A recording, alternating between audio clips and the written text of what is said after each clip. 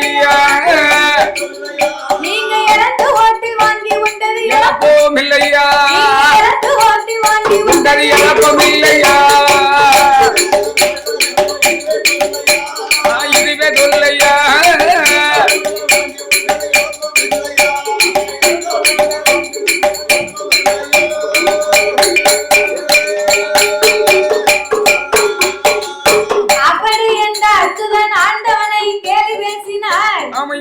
அப்பந்தான் சிவன் நினைக்காரு என்ன அரக்கனா இருந்தா நம்ம வரம் கொடுத்தது மட்டும்தான் தெரியும் கண்ணனுக்கு தான் நம்ம செய்த லீலைகள் அத்தனையும் தெரியும் அப்ப வந்தது யாரா இருக்கும் அப்படி சுவரில் குப்பை விலைக்கு எட்டி பார்த்தார் கண்ணபுரான கண்ட உடனே சுவரில் குப்பை விட்டு வெளியிறங்கி வந்தார் வந்தவன கம கம கம கமன்னு மணக்கு துளசி வாடை துளசி அரக்கனா இருந்தா கத்தாழை நாத்த வரும் கத்தாழையின் நிறைய கத்தாழை இருக்கு கண்ணன் மேல துளசி வாடை வருது ஆமா இது வந்தது நம்ம கண்ணே மச்சாமதான் வந்திருக்காரு அரக்கம்னா ஆன கத்தாழை வாடெல்லாம் வரும் ஏ மாப்ள காட்டுக்குள்ள வந்து நின்னுகிட்டு என்ன இப்படி கேவலமா பேசுறவே அதானே என்னைய பத்தி சொன்னியரு சரி உம்மை யோகிதையை சொன்னமுன்னு வையோ என்னையும் அதை விட பெரிய கேவலம் என்னையா இருக்கு அதானே என்னைய பேசுனீர்ல உம்மை நான் 4 வார்த்தையாவது பேசாம விட மாட்டேயா எந்த ஆண்டவன் அச்சுதனை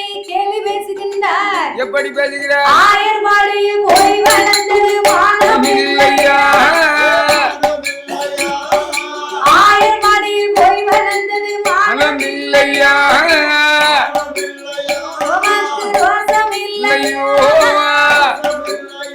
நீங்க ஆடு மாடு மேய்த்து வந்தது கோமில்லையா ஆடு மாடு மேய்த்து வந்தது கோமில்லையா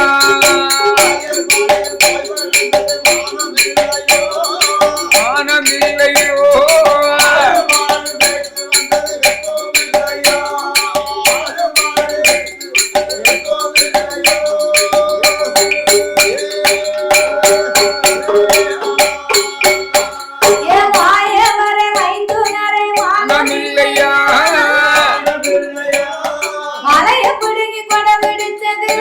இல்லையா நீங்க உரையில் வெண்ண 10 நிமிஷம் உரையில் வெண்ண அம்மா சொல்லி உரையில் வெண்ண திருடி உன்னது மானம் இல்லையா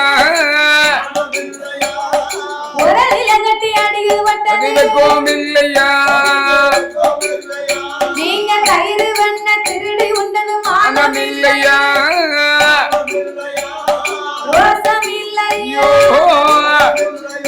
கயிறு மத்தால அடிகள் வட்டது கோமில்லையா கயிறு மத்தால அடிகள் வட்டது கோமில்லையா மானமில்லையோ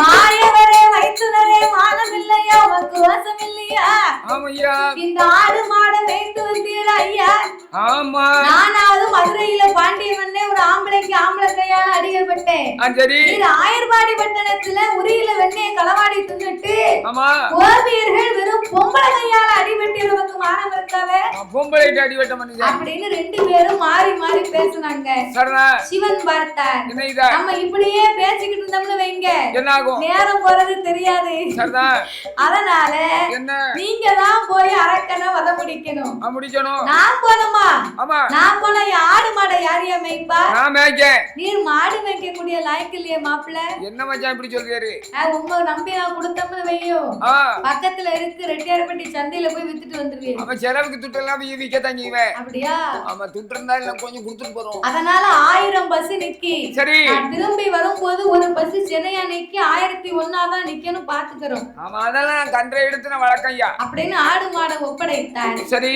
கண்ணனை போலவே கடவுள் பகவானுக்கு செருவங்களை கொடுத்து ஆடு மாடு மேய்க்கணும்னா என்ன கழுத்துல கருணாகும் ஆனைத்தோல் போர்வை புலித்தோல் ஆசனம் போட்டா கிட்ட நிக்காது பயந்து ஓடிடும் அதனால கண்ணனை போலவே கடவுள் பகவானுக்கு செருவங்களை கொடுக்க ஆடு மாடுகளை அவரிடத்திலே ஒப்படைத்து விட்டு என்னையா அச்சுதனாகிய என்பெருமான் கோபால கண்ணன் கண்ணபெருமான் அவரை எடுத்தார்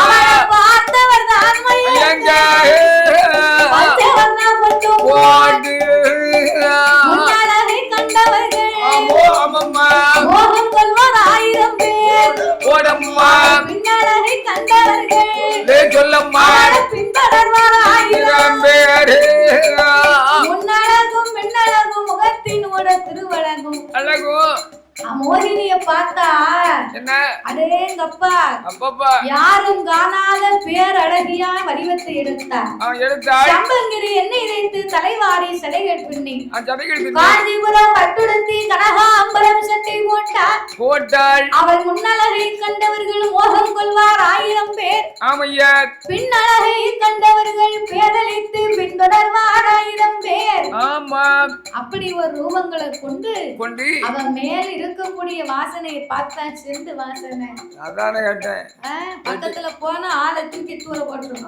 வெட்டி வேறு வாசம் மெடல புது சேலைக்கும் அவன் வச்சு தலையில மல்லிய பூவுக்கும் சரிதானே அவன் அடிச்சுக்க செண்டுக்கும் ஆமா ஏ அப்பா காட்டுக்குள்ள நடந்து வந்தால சல்லு சல்லு சல்லு வரும்போது அரக்க அங்கிருந்து இவளை பார்த்துட்டான் அதேதான் அரக்கனுக்கு முன்னால வேணும்னு தானே வாராரு ஆமா அப்ப இவன் மோகினிய கண்ட உடனே என்னாச்சு அது குடித்த வண்டான் சுழந்து வாரான் அவன் சொல்றான் பெண்ணை கண்டான் தன்னை மறந்தான் அதானே அடியே பெண்படியே அம்மா யாரடி நீ எங்க இருந்து வார அதானே சொல்லி முதல்ல நீ யாருன்னு சொல்லப்பா என்ன யாப்பாங்க நான் தான் பாதாள உலகத்தினுடைய அரக்கன் அரக்கன் நீ யாரு நீ யாரு நானா நான் மலையாள தேசத்திலே மலையரசன் வச்ச மகா அப்படியா மலையரசனுக்கு பிறந்தவ நாங்க 8 பேரு ஆமா 8 பேரிலையும் எங்க அக்கா 7 பேரு என்னையா எங்க அக்கா எங்க அக்கா மாநகரதி சிதம்பரநாதருக்கு சிவகாமியை கொடுத்திருக்கோ இரண்டாவது அக்கா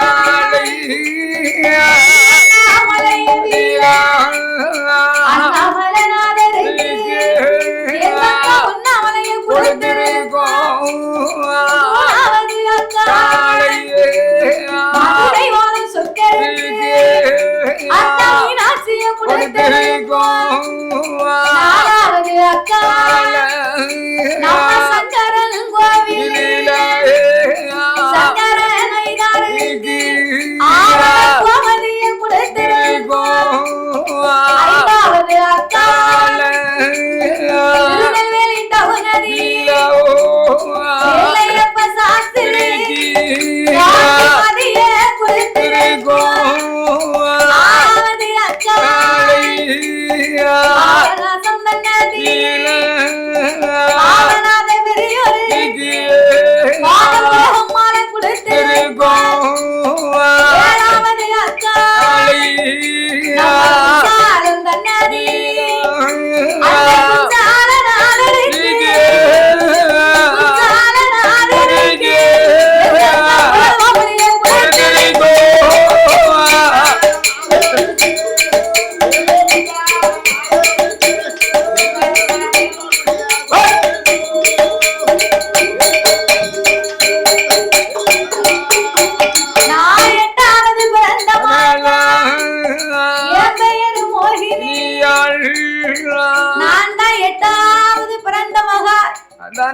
என் பேரு மோகினி எட்டி பார்த்து இடமெல்லாம் கட்டமண்ணு நல்ல வேலை கட்டமண்ணு குட்டியை செவரா நமக்கு ஒரே குட்டியை செவரு நான் 8வது பிறந்தவனு எங்க அப்பா என்ன ரொம்ப செல்லமா வளர்த்து 16 வயதில் நான் பக்குவதையாகும் போது நான் பெண் பூத்தது என் புருஷனுக்கு ஆகாது சித்திரை மாதம் மூலத்திலே முதக்கால உட்கார்ந்தேன் சரிதானே மூலமா இருந்தா மாமிய முக்கல தானே இருக்கணும் அதானே ஆனாலும் எங்க அப்பா என் மேல உள்ள பாசத்தை கொண்டு எத்தனையோ மாப்பிள்ளை என்ன ஆசைப்பட்டு வந்தாங்க பக்கத்து வீட்டுக்காரி காரியத்தை நடக்கவே விடல பாத்துக்கோ அவன் விட மாட்டேன் கார தட்ட கூட உழைச்சிட்டா அவன் மாறிச்சு பேசுவா ஆமா சரி பிறகு பார்த்தாங்க என்ன என் மீது உள்ள பாசத்தை கொண்டு எங்க அப்பா சுயம்பரம் வைக்க சரி அழைப்பு கொடுத்த அத்தனை அரசர்களும் அரண்மனையில் அமர்ந்திருக்க அழைப்பே கொடுக்காம மதுரையில இருக்காரு எங்க அக்கா புருஷன். சரி. மதுரை சொக்கன். ஆமா. சொக்கன் வந்து கூட்டத்தோட கூட்டமா புள்ள மனுஷன் உட்கார்ந்து இருக்கிறாரு. மானங்கட்ட மனுஷன் அழைப்பில் எதுக்கு வந்தாரு? அழைப்பில்லைன்னா மோகினி மேல அவருக்கு 2ஆம் தரமா கட்டணும்னு ஒரு ஆசை. ஆசை இருக்கு தனியும். பொண்ணு பார்க்க போனா அக்காவை கட்டி கொடுக்கணும்னா தங்கச்சியை தூர ஒளிச்சு வைக்கணும். ஒளிச்சு வச்சிடணும். அவன் அந்த புள்ள கொஞ்சம் நல்லா இருந்ததுன்னு வையி. சரி. அவருக்கே சந்தேகமா போகும்போது சண்டை சடமாகும். தங்கச்சி ஓரமா ஒதுங்கி நிக்கணும். சரி. அதை விட்டு இவ போய் மிதிக்கி நிக்க கூடாது. மாப்பிளை பாப்பான். தங்கச்சி நிக்கணும். இப்ப உள்ள நேரத்துல மாமியார் அப்ப மாப்பிளை பாப்பான். சரி. இந்த பிள்ளையோட மூத்த பிள்ளையோட இளைய பிள்ளை நல்லா இருக்கு. அதானே. இளைய பிள்ளைய கட்டலாமோ? அப்படின்னு மனசு மாறக்கூடாது. அதுக்கான வழி நம்ம கொண்டு வரக்கூடாது. அதனால எங்க அக்கா மாப்பிள்ளை மதுரை சொக்கனுக்கு என் மேல 2ஆம் தரம் ஒரு ஆசை. கூட்டத்தோட கூட்டமா புள்ள மனசே உட்கார்ந்து இருக்கிறாரு. சரி. மதுரை சொக்கனுக்கு சட்டி அளவு, மீனாட்சிக்கு பெட்டி அளவு என்பார்கள். சாப்பாடு நல்லா முங்க சாப்பிடுவாரு. சட்டி நிறைய நல்லா படுத்து உறங்குவாரு. ஆமா. சரி. பிறகு எங்க அப்பா என் கையில மாலையை கொடுத்து சுழட்டி எரிய சொன்னார். நான் சுழட்டி எறிந்த மாலை சொக்கன் கழுத்துல போய் சொகசா விழுந்தது. நான் போட்ட மாலை என்ன போட்டது எனக்கு என்னைக்கும் தப்பாது. சரிதான். நான் கோட்டையிலே பிறந்தாலும் போட்ட விதி தானே எனக்கு கிடைக்கும். அதனால மதுரை சொக்கனுக்கு 2ஆம் தரமா நான் வாக்குப்பட்டு போனேன். எங்க அக்காளுக்கு எனக்கும் எங்க அக்கா நான் போனேன்னு என்ன தங்கச்சி வான்னு கேட்டாளா? இல்ல பாலவத்தி சண்டாளி என்ன கேட்டா தெரியுமா? என்ன கேட்டா? ஆடி யாரடி நீ சக்கரத்தி பாவி எவரடி நீ இங்கு வந்த என் தலைய பிடிக்க சட்டிக்கு இழுத்துட்டாள பிடிக்க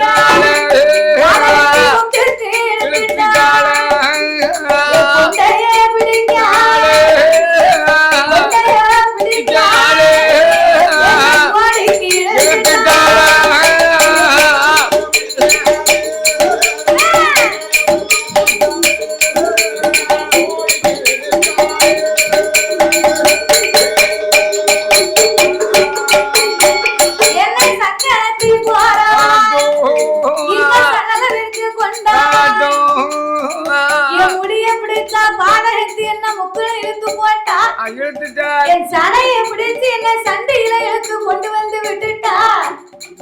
அவன் முடிய பிடிக்கவா மொட்டையை பிடிக்கவா? எட்ட மாட்டோம்ங்க.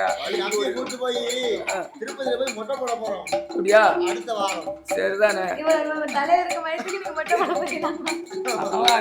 அந்த முடிய வச்சுக்கிட்டு வார வரத பத்தி ஏண்ட வேண்டியதான் இந்த மொட்டையை வச்சுக்கிட்டு. சக்கரத்தி போராட்டம் சகல பேருக்கும் கொண்டாட்டமாகி அவன் தாலி அத்து மூஞ்சில விட்டு ரொம்ப கொண்டாட்டமா இருக்கும்.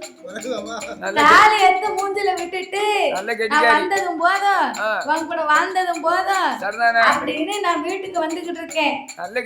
கணவனோடு சண்டையிட்டு நான் தகப்பன் வீடு வாரேன். புருஷனோடு சண்டையிட்டு நான் பிறந்த வீடு வாரேன். அண்ணா என்ன வழிய மறிக்காத வம்பு தும்பா பேசாத. வழிய விடு. உதவியில போறவள உனக்கு உடம்பரப்பா தான் நீ நினைக்கணும். அப்படியா? தனியா நான் போறவள உனக்கு தங்கச்சியா நினைக்கணும். அண்ணா என்ன அப்படி இப்படி நினைக்காத. என்ன வாயாவன் நொண்ணே நொண்ண அதானே அண்ணன் இருக்க நொண்ண யார் வாயால அத்தான்னு சொல்லு. அண்ணன்னு சொல்ற வாயால அத்தான்னு சொல்லு. உனக்கு நித்த ஒரு பட்டுடுத்தி விதத்துக்கு ஒரு பூமுடிந்து கண்ணாடி மாளிகையில நம்ம 2 பேரும் உல்லாசமா இருப்போண்டி. ஆமா என் கூட வாண்ணா. பாபா கரெக்டா? என்ன உனக்கு அப்படி ஒரு நினைப்பு இருக்கா?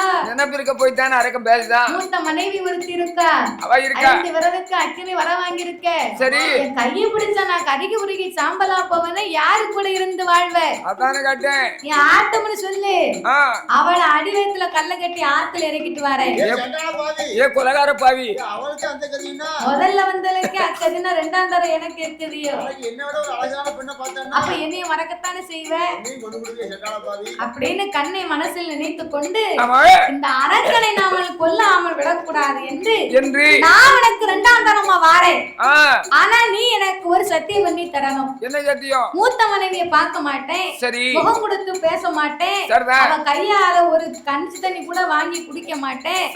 அப்படின்னு கடலிலே போய் 3 முங்கு போட்டு முன்னால் வந்து நின்று முண்டு விரலை எடுத்து ஒரு சிரசை 3 முறை சுத்தி ஆமையா நடு தொண்டையில வைத்து சத்தியம்னா நான் உனக்கு இப்பமே மனைவியா வரேன்டா. ஏன் மோயினு பெண்ணே அவ வர வர வர வைக்க கறி நல்லா இல்ல, சோறு நல்லா இல்ல. அவ எப்ப கஞ்சி கறி காய்ச்ச மாட்டான்னு நினைச்சேன். நீ இது மாதிரி சொல்லிப்பட்டியா? பிடிக்க மாட்டேங்கன்னா உனக்கு பிடிக்காதல என்னைய பார்த்ததுல இருந்து. அவ வர வர வர சீரே இல்ல, அதனால நீ சொன்ன மாதிரி ஆத்துல வந்து அதான் நித்தங்கண்ட கோழி நேரம் கம்மி, தூரத்து பச்ச கண்ணுக்கு புலமையா தான் தெரியும். அதுதானே கேட்டேன். அடுத்த வீட்டு நெய்ய என் பொண்டாட்டி கையே நான் அப்படின்னு கதையா இருக்குன்னு. சரி இருக்கட்டும், இருக்கும் வாங்கி சாப்பிட்டு. அதனால சரி ஏ மோகினி என்ன நான் இப்பவே உனக்கு சத்தியம் பண்ணி தாரேன் அப்படி என்று சொல்லி ஆமையா அவன் அலைகடலில் ஓடி வந்து அவன் முங்கிடுவானா மெருவானா மோன முங்கி போடுவானா அந்த மோகினியா முன்னால அவன் முங்கினானு முந்தா மூல முங்கு போட்டா மோகினிக்கு முன்னால் வந்து நின்ற வல்லரசன் என்ன செய்கிறான்? ஆயங்களை படித்து அறிவிழந்து போனான். புராணங்களை படித்து புத்தி இழந்து போனான். பெண் மீது உள்ள மையலை கொண்டு அவன் மோகத்தினாலே மோகினியை கரம் பிடிக்கணும்னு ஆசைப்பட்டு அவன் வாங்கின வரத்தினுடைய மகிமையை மறந்து கொண்டு விரலை எடுத்தான். சிரசை 3 முறை சுத்தி அவன் நடுத்தொண்டையிலே வைத்த போது அவன் தொண்டையில வைத்த போது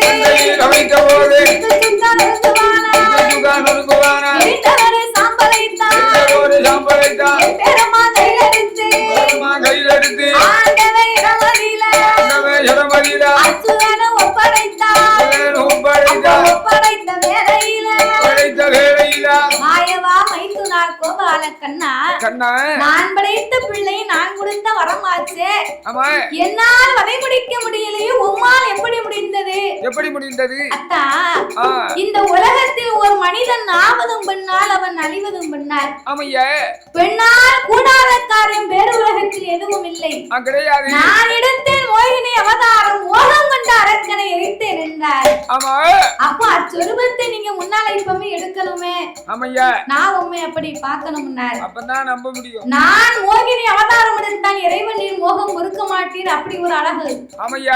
நான் பொறுப்பே நீர் மோகினி அவதாரம் எடுக்கணும்னு சொன்ன உடனே சொன்னபோது என் பெருமான் ஆபத்துக்கு பாவம் இல்லை என்று என் பெருமான் மோகினி அவதாரம் எடுக்க இறைவனுக்கு மோகம் தாங்காமல் மோகலிசை ஒழுக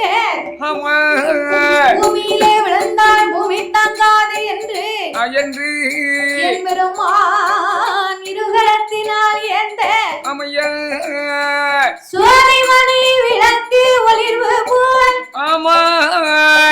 5 மைந்தர்கள் தோளினில் பூநூல் இளங்க தோன்றி அரிக்கும் சிவனுக்கும் அறிகிற புத்திராதிகளாக தருமன் யான சாஸ்தாக்கள் யார் யாரெல்லாம் வந்து பிறந்தார் தெரியுமா? சாஸ்தா பிறந்தது பங்குனி மாதம் புதன்கிழமை என்று பிறந்தார். அவர் பிறந்த கிரகம் என்ன தெரியுமா? சாமி பங்குனி மாதம்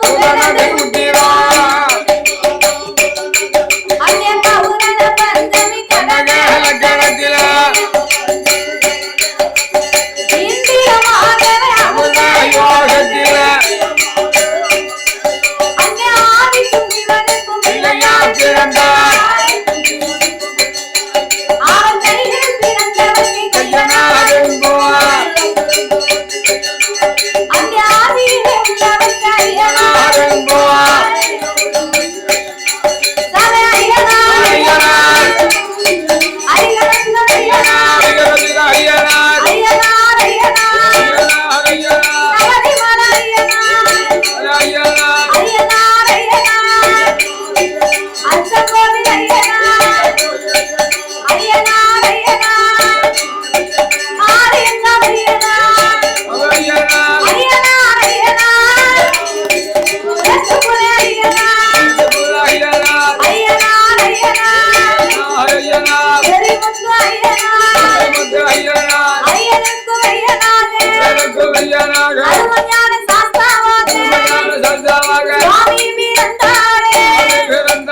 சாஸ்தா போடுங்கம்மா ஒரு குலவை பொன்னான மணிக்குலவை முத்தா மூணு பேரும் செலவை போடுங்கம்மா இருங்களம்மா ஒரு குலவை வாயும் புத்தரிய பொன்னார பூநூலா சாமி புத்தரித்த நாவரம்மா அங்கே வெள்ளியான பூநூலா அவருக்கு வெண்கலத்தான் நாவரம்மா அந்த கால பூநூலா அணிவயிற நாவரம்மா அங்கே ஆனப்பட சுரப்பட ஐயங்காட்சி பேப்படையா ஐயனுக்கும் மெய்யனாக அருமையான சாத்தாவாக அரிக்கும் சிவனுக்கும் அருகிற புத்திரனாகவே வந்து பிறந்ததினாலே அவர் அருகிற சுதனாக ஆனந்த சித்தனாக ஐய